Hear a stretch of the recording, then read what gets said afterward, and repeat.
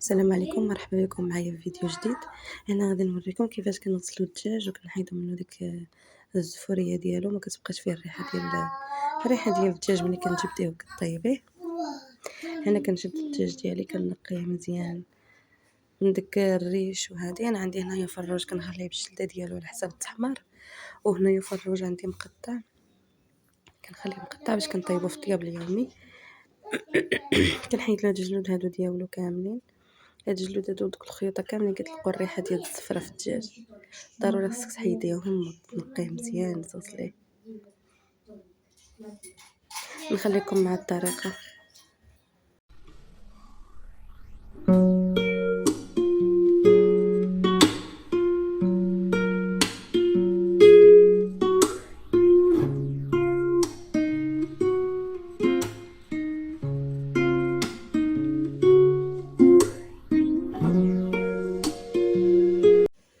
صافي هنا من حيدت لهم داكشي كامل ديالهم، داك الوسخ اللي فيهم. صافي هنا كنشدهم كنغسلهم بالماء مزيان، كنشللهم مزيان حتى كيتنقاو متيبقاش فيهم الدم.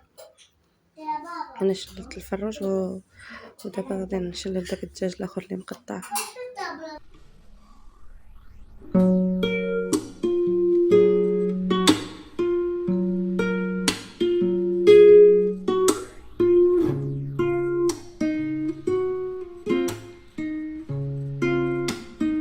صافي هنا ملي كنغسل داك الدجاج مزيان بالماء، كنعمر عليه الماء وكنضيف عليه الحامض، كنعصر عليه نص حامضه مع داك الماء وكنخلي فيه طريفات ديال الحامض، وكندير عليه الملحه وكنحكو مزيان بالملحه وداك الحامض. كنحكو مزيان تنخليه واحد ساعه ديال المكانه ولا نص ساعه على حسب.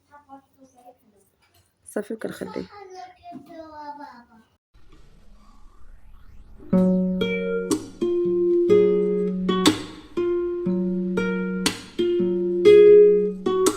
صافي انا من خليته الوقت الكافي ديالو رجعت ليه كنغسلو مزيان من داك الماء والملحه والحامض مزيان حتى ما كتبقى فيه حتى شي حاجه ديال الملحه.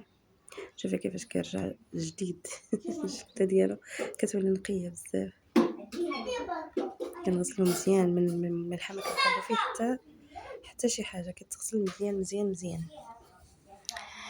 كنتمنى الفيديو يعجبكم، وكنتمنى انكم ديروا لايك واشتراك في القناه باش نزيد نحط لكم الجديد ديالي، وشجعونا هكا. ملي كتشجعوني كنزيد نحط لكم شي حاجه ما احسن،